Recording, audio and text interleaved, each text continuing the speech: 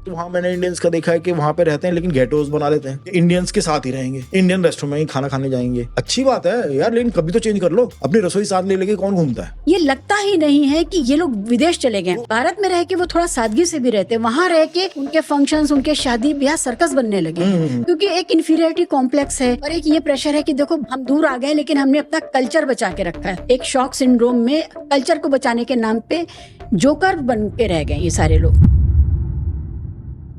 जो regular Indian से काम कर रहे हैं बेचारे वहाँ पे, ठीक है, नौकरियां कर रहे हैं, अपना काम करते हैं, घर पे आते हैं, अपना काम करते हैं, घर पे आते हैं और अपना सोशलाइज भी आपस में करते हैं। एक तो वहाँ मैंने इंडियंस का देखा है कि वहाँ पे रहते हैं लेकिन गेटोज बना लेते हैं कि इंडियंस के साथ ही रहेंगे, इंडियन रेस्टोरेंट में ही खाना खाने जाएंगे।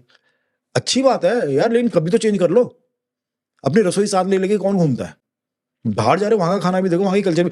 द फैक्ट इज कि आप दूसरे कंट्री में, दूसरे कल्चर में जाते हो, उसमें एसिमिलेट तभी होते हो जब आप उनका खाना भी ट्राई करते हो, आप उनके स्पोर्ट्स में भी इन्वॉल्व होते हो, उनकी कल्चरल एक्टिविटीज में भी इन्वॉल्व होते हो, और तभी वो आपकी उसके लिए एक्टिविटीज खाने और सबके लिए ज्यादा रिसेप्टिव होंगे। हाँ, आप वो तो करोगे नहीं।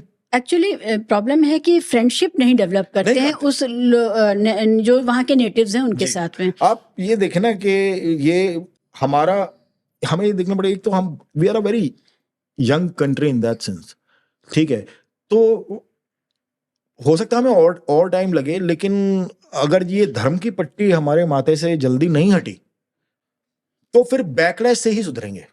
आप सही कह रहे हैं। Indian families. जो विदेश में है, मैं उनकी और वो तस्वीरें लगाते रहते हैं कि तस्वीरों का तो बहुत ज़्यादा ऑनस्लॉट रहता है, और तस्वीरों में कभी मुझे उनके गोरे या ब्लैक या दूसरे कम्युनिटीज़ के दोस्त कभी नहीं दिखते। वो आपस में ही गाते बजाते रहते हैं हमेशा। उनके अपने खाने और वो उनके कपड़े, इंडिया पाकिस्तान वाले जो डिज़ाइनर कपड़े हैं वो, और वही फ्लॉन्ट होते रहते हैं। ये लगता ही नहीं है कि ये लोग विदेश चले गए। और एक चीज़ हो रही है, भारत में रह के वो थोड़ा सादगी से भी रहते हैं, वहाँ रह के उनके फंक्शंस, उनके शादी ब्याह सर्कस बनने लगे, ज्यादा सर्कस बन गए, क्योंकि एक इन्फीरियरिटी कॉम्प्लेक्स है और एक ये प्रेशर है कि देखो हम दूर आ गए लेकिन हमने अपना कल्चर बचा के रखा है। कल्चर बचाने के नाम पे वो ये भूल गए कि कल्चर की कौन सी खराब चीजें थी जिनको आपने उठा के फेंक देना था, अच्छी चीजें रोक लेनी थी, और दूसरे कल्चर की भी अच्छी चीजें अपनानी थी, और उनकी खराब चीजें नहीं अपनानी थी। तो ये जो विवेक होता है जो आपको ये बताता है कि आप अच्छी चीजें रख लें हर कल्चर की, और खराब चीजें चाहे वो अपने ही कल्चर की हो वो फेंक दें, वो वहां पर वो नहीं है। तो ये, और मैं जब ये बात कर रही हूँ तो ये जाहिर है मुस्लिम कम्युनिटी की बात कर रही हूँ, तो ये इंडिया पाकिस्तान, ये शायद दोनों के साथ ये होगा कि ये एक शॉक सिंड्रोम में कल्चर को बचाने के नाम पे जोकर बन के रह गए ये सारे लोग। तो देखें, कल्चर का एक सिंपल सा, ठीक है, मैं कोई कल्चर के मामले में बोलने वाला कोई प्रकांड पंडित नहीं हूँ, लेकिन मैं इतना जानता हूँ कल्चर हैज टू इवॉल्व, और if a culture doesn't evolve then it becomes obsolete. वो टाइम के साथ ऑब्सोलीट हो जाता है। लेकिन संजय, ये लोग कनाडा, अमेरिका, यूके को भारत बनाने तो नहीं गए थे ना, ये तो गए थे वहां जा करके वहां से कुछ सीखने, अपनी जिंदगी बेहतर करने, ठीक है, उस जगह को बेहतर समझ रहे थे इसीलिए तो गए थे। नेपाल तो शिफ्ट नहीं हुए ये लोग, ये ढाका भी शिफ्ट नहीं हुए। तो ये लोग तो यूके, यूएस, कनाडा, ऑस्ट्रेलिया गए इसलिए थे ना कि वो बेहतर जगहें हैं, वहाँ मैनरिज्म है, वहाँ सलीका है, वहाँ थोड़ा लोग सिविलाइज्ड होते हैं, एक दूसरे को का लिहाज करते हैं। तो वहां जाकर के उसको वो अपनी गली क्यों बनाने लगे? मेरे ख्याल से ये अपनी पिंड, अपनी गली बनाने वाला जो ये वो है, असर्शन है, I think this is very ugly. मेरा एक दोस्त अभी मेरे को स्कॉटलैंड में मिला, उसने मेरे को बताया बर्मिंघम में या साउथ हॉल में कहीं पे इतने सारे वहाँ पे इंडियंस और पाकिस्तानीज रहते हैं एक कॉलोनी में, के बाहर हर एक के घर के बाहर बीजी बैठी रहती, चारपाई डाल के। कोई पोस्टमैन आया और पूछ रहा किसी के जॉन, बीजी मतलब बुजुर्ग औरत, अच्छा बुजुर्ग लेडी, हाँ, वो इंडियन बुजुर्ग लेडी, इंडियन हो पाकिस्तानी हो, मतलब वहाँ तो सब मिलजुल के ही रहते हैं, वहाँ एक और हाँ, तो बिल्कुल एक दूसरे के घर में ही बैठे रहते हैं।